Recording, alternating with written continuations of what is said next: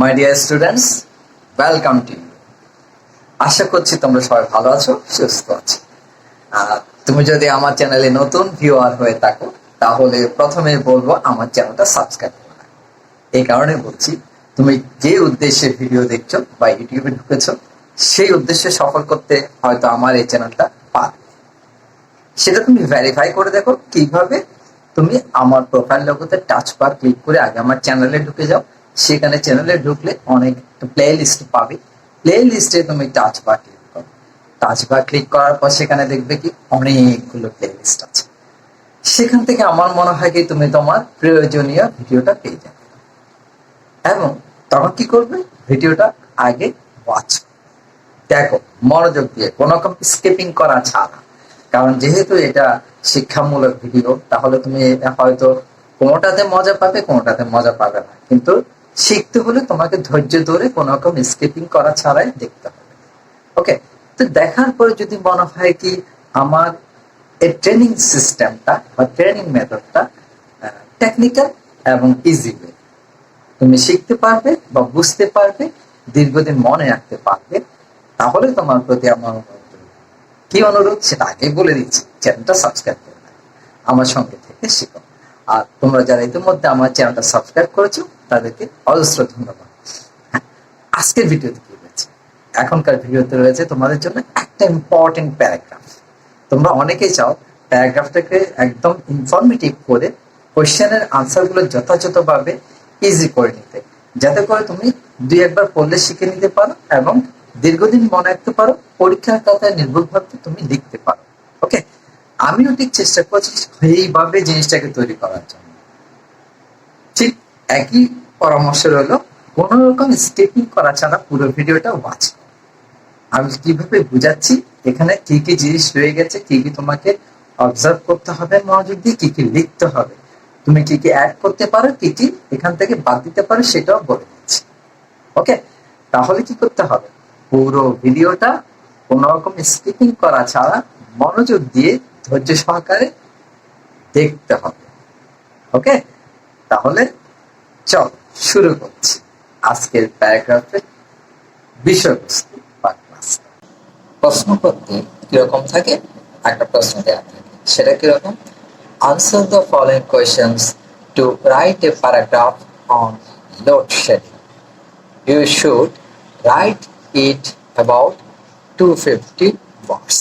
তাহলে বোঝা গেল কি, লোডশেডিং এর উপর তোমাকে যদি প্যারাগ্রাফটা লিখতে হয় তাহলে কি করতে হবে, নিচে প্রশ্নগুলো উত্তর দিতে হবে। দেখো, বিদ্যুৎ বিভ্রাট বিষয়ে অনুচ্ছেদ লিখতে নিচে প্রশ্নগুলো উত্তর দাও। You should write it in about 250 words. তোমাকে এটি প্রায় 250 শব্দের মধ্যে লিখতে হবে, অর্থাৎ প্রায় 250 শব্দের কাছাকাছি হলেও চলবে, একটু এদিক ওদিক হলে কোনো সমস্যা নেই। তো লেখার সময় তোমাকে সবচেয়ে বেশি খেয়াল রাখতে হবে কিসের উপর, এই প্রশ্নগুলো। প্রশ্নগুলো কি কি দেখো, what does the term load shedding mean. আমি বাংলাটাও লিখে দিয়েছি, অর্থাৎ তোমার বুঝার সুবিধার জন্য। বিদ্যুৎ বিভ্রাট শব্দের অর্থ কি। B, what are the causes of load shedding. বিদ্যুৎ বিভ্রাটের কারণ কি। How does it hamper us. এটা কিভাবে আমাদের ক্ষতি করে। How can this problem be solved. এই সমস্যা কিভাবে সমাধান করা যেতে পারে। সরি, তাহলে প্রশ্নগুলো দেয়া হলো, এই প্রশ্নের যথাযথ উত্তর লিখে দিলে হয়ে যাবে। 250 শব্দের ভিতরে হলেও চলে, একটু বেশি হলেও কোনো সমস্যা নেই। তবে তোমাকে চেষ্টা করতে হবে কি, এই প্রশ্নগুলোর যথাযথ উত্তর দেওয়া। অপ্রাসঙ্গিক কিছু লেখার কোনো প্রয়োজন নেই, তোমার সময় বেশি লাগারও কোনো দরকার নেই, বা বেশি লিখে খাতার পৃষ্ঠা পুরানোর কোনো প্রয়োজন নেই। যথাযথ উত্তর লিখলে টিচার বা পরীক্ষক খুশি হবে। পরীক্ষক সবসময় চান যথাযথ উত্তর, অর্থাৎ তুমি প্রশ্নগুলো বুঝছে কিনা, প্রশ্নের যথাযথ উত্তর দিতে পারছো। ওকে, এবার দেখো প্রশ্নের উত্তরগুলো আমি তোমাদের জন্য কিভাবে সেট করেছি। What does the term load shedding means. বিদ্যুৎ বিভ্রাট শব্দের অর্থ কি। Answer, load shedding is the failure or discontinuation of electricity on certain lines. বিদ্যুৎ বিভ্রাট হলো নির্দিষ্ট লাইনে বিদ্যুতের ব্যর্থতা বা বন্ধ হয়ে যাওয়া। It has no time to occurs of the day or at night. এটি দিনে বা রাতে ঘটার কোনো সময়সূচি নেই, অর্থাৎ এটা কখন হবে, কখন ঘটবে, এর জন্য কোনো নির্দিষ্ট সময়সূচি নেই, যখন তখন এটা ঘটতে পারে। এটা আসল অর্থটা কি? এটা আসল অর্থটা হচ্ছে বিদ্যুৎ বিভ্রাট হলো যে কোনো একটা নির্দিষ্ট লাইনে, এখানে আমি নির্দিষ্ট লাইনে দিয়েছি মানে কয়েকটা লাইনে তারা লোডশেডিং দিতেই পারে, এতে পাবলিক হয়তো জানে না। ঠিক আছে, এখন দেখো what are the causes of load shedding, বিদ্যুৎ বিভ্রাটের কারণ কি? তাহলে এখানে তোমাকে কারণটা উল্লেখ করতে হবে। কারণ বা কারণ, because of rapid growing population the demand of electricity has increased. জনসংখ্যা দ্রুত বৃদ্ধির কারণে বিদ্যুতের চাহিদা বেড়েছে। Besides, the unplanned distribution and illegal connection of electricity are also responsible for it. এছাড়া অপরিকল্পিত বিতরণ এবং অবৈধ বিদ্যুৎ এর জন্য বিদ্যুৎ সংযোগ হবে। তাহলে এখানে কি হলো? এছাড়া অপরিকল্পিত বিদ্যুৎ বিতরণ এবং অবৈধ বিদ্যুৎ সংযোগ এর জন্য দায়ী। How does it hamper us, এটা কিভাবে আমাদের ক্ষতি করে?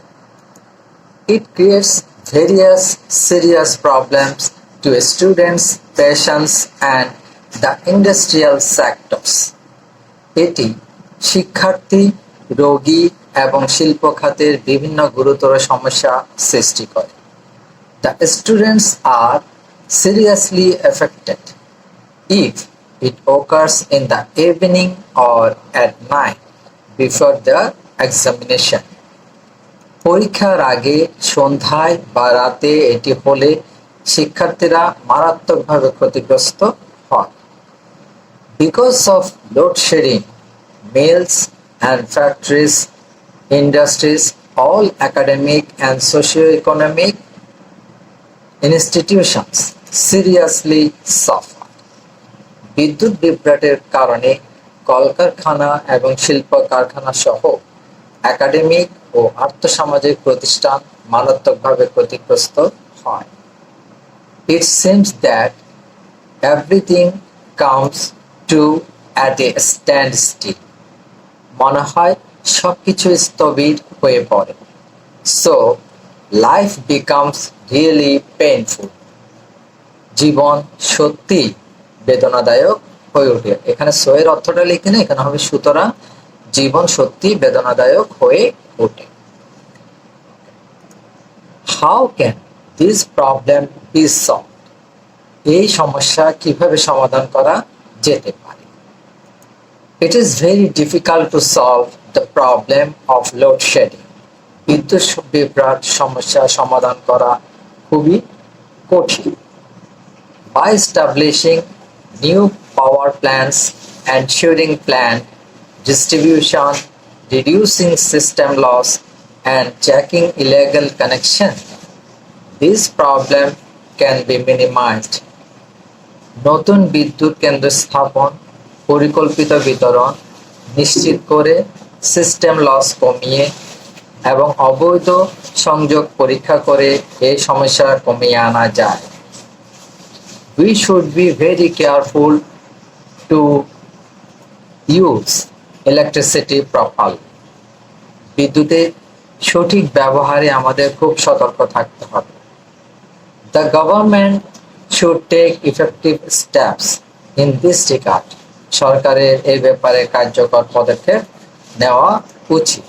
ওকে, ফিনিশড। যথাযথ প্রশ্নের উত্তরগুলো দিয়েছি যতটুকু হয়েছে, হয়তো 250 শব্দের চেয়ে কম হয়েছে, কিন্তু ইনফরমেটিভ হয়েছে এবং আমাকে যে জিনিসগুলো হাইলাইট করতে বলা হয়েছে আমি সেগুলো হাইলাইট করেছি। সুতরাং আমার এই ব্যাপারে দুশ্চিন্তা করার কোনো কারণ নেই। এখানে দেখো, ওখানে প্রশ্ন উত্তরগুলো লেখার পরে এই জায়গায় আমি পুরো জিনিসটা আবার সাজিয়ে এনেছি। এটা হচ্ছে পুরো প্যারাগ্রাফ। তোমরা তারপর একটু রিচেক করে দেখবে কোথাও কোনো কিছু বাদ গেছে। আর এটা শিখলে যথাযথ হয়ে যাবে। বাংলাটা লিখে দিয়েছি এই কারণে তোমাদের যাতে বাংলা বুঝতে সমস্যা হয়, তোমরা এখান থেকে সেটা শিখে নিতে পারবে, বুঝতে পারবে। ওকে, আশা করি তোমাদের কাছে ব্যাপারটা একদম ক্লিয়ার হয়ে গেছে। তোমরা এটা খুব সহজভাবে শিখতে পারবে, বুঝে গেছো এবং দীর্ঘদিন মনে রাখতে পারবে। So thank you very much for watching the video.